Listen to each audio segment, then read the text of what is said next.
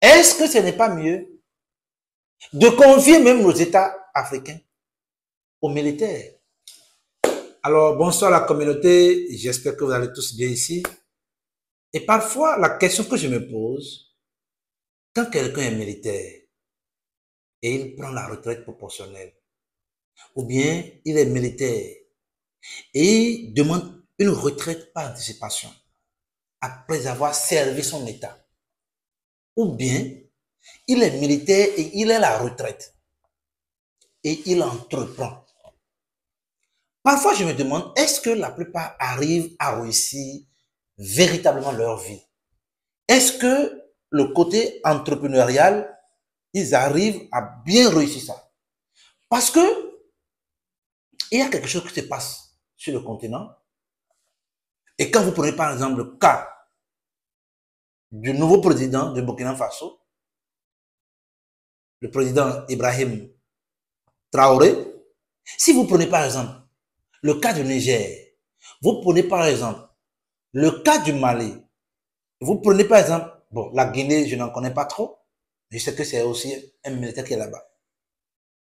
Alors, quand vous voyez ces gens-là, avec la main de fer, avec laquelle ceux-là dirigent leur pays, on se pose la question, après la vie du militaire, est-ce que ce n'est pas mieux de prendre part à l'entrepreneuriat? On se pose la question, après la vie militaire, est-ce que ce n'est pas mieux de développer les gens et de les conscientiser? Qu'est-ce qui m'amène à faire cette vidéo? J'ai suivi, comme beaucoup de personnes, la vidéo du président gabonais. L'actuel président gabonais, le président Oligui, c'est du concret. C'est tellement parfait que j'ai dit ça, c'est une école. C'est une école pour les entrepreneurs. Prendre des décisions aussi radicales. C'est une école pour entrepreneurs. Pour les jeunes entrepreneurs, c'est une école. Et je vous invite à suivre la vidéo. Suivez. L'adoption du plan Transfo 2025. Il est détaillé avec un tableau de bord que je vais te remettre à la fin. Sur ce tableau, tu as plusieurs axes. La stabilisation de la fourniture d'électricité et eau sur tout l'étendue du territoire avant 2025. Transformation du bilan comptable de moins 30 milliards par an, actuellement à plus 10 milliards par an, et lutter contre les fraudes. L'amélioration de l'expérience utilisateur et service client sur toute l'étendue du territoire. La baisse du prix de l'énergie, comme le veulent les Gabonais. Tu dois trouver des mécanismes. La dissolution de tous les contrats des sous-traitants. Je ne veux plus entendre parler des sous-traitants. Je t'ai dit, c'est le retour aux fondamentaux. Comme au début, c'est la SCG qui fait tout. Je ne veux plus entendre parler des sous-traitants. À l'exception des fournisseurs du carburant, des gaz, des services d'entretien. C'est les seuls que tu dois avoir comme sous-traitants.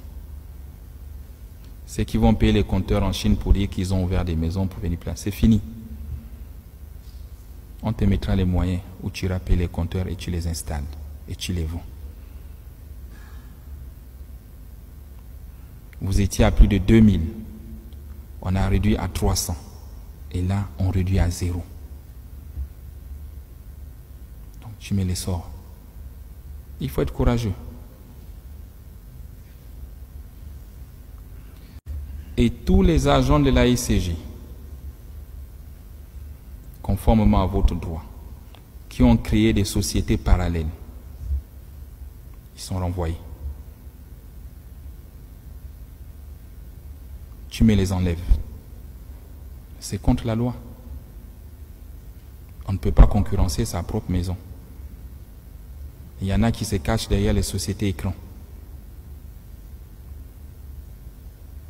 Tu vois que tu as des missions et tu as des solutions pour réduire la masse salariale.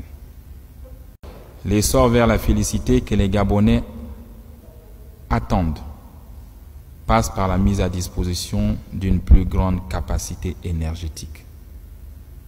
On ne peut se prétendre un pays développé si on n'a pas d'énergie, si on n'arrive pas à fournir de l'eau dans les ménages. Et ça fait honte. Je vous dis, regardez ce que nous sommes tous en train de réussir pour les Gabonais. Comment ils sont contents. Comment ils applaudissent dans les quartiers.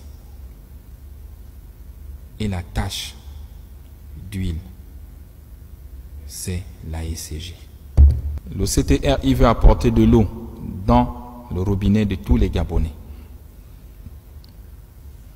Cet objectif doit être perçu par tous comme un intérêt supérieur de la nation. Il se situe au-dessus des calculs syndicaux et des égos inutiles qui n'ont jamais rien apporté à ce pays depuis plus de 64 ans. Vous faites la guerre. Pourquoi? Faites comme chez nous les militaires. Il y a un chef, on le respecte et on suit ce qu'il décide. On lui donne un temps et il réalise ce qu'il peut réaliser. Parce que demain, vous aussi, vous serez chef. Et si vous ne l'accompagnez pas, ceux qui vous regardent, quand vous serez chef, ils ne vont pas aussi vous accompagner. Ils vous feront les mêmes coups bas que nous appelons les pots de banane. Alors, vous avez suivi la vidéo avec moi. Et je me demande, est-ce que ce n'est pas mieux de confier même nos États africains aux militaires? Ce n'est pas que j'incite les coups d'État. Non, ce n'est pas le cas. Mais nous sommes en train de voir que la plupart de ces militaires du XXIe siècle sont en train de réussir à mettre de l'ordre dans ces États-là.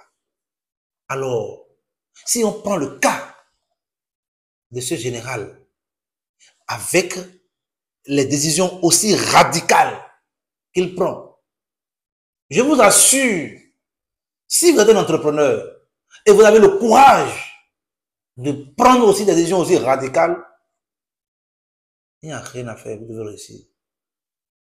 Et c'est pour ça que je me demande, est-ce que les militaires, quand ils finissent leur carrière militaire là, est-ce qu'ils entreprennent? Est-ce que les militaires, quand quelqu'un peut demander une retraite pour aller entreprendre? C'est très important. Imaginez-vous, dans le Gabon, en Afrique ici, des gens qui gagnent des salaires de 20 millions le mois. Waouh! Ça veut dire que l'Afrique est aussi juteux. Les gens gagnent un salaire de 20 millions le mois, par mois. Il a mis fin au désordre. Il dit, je ne veux plus voir ça. Ça paraît de la dictature, mais nous connaissons, ça doit être comme ça. Je ne veux plus voir ça. Coupez-moi ça. Ça là, je ne veux plus ça. Et c'est de l'ordre, on appelle ça de l'ordre, mettre de l'ordre dans le désordre. Il a mis de l'ordre dans le désordre qui régnait dans cet état-là.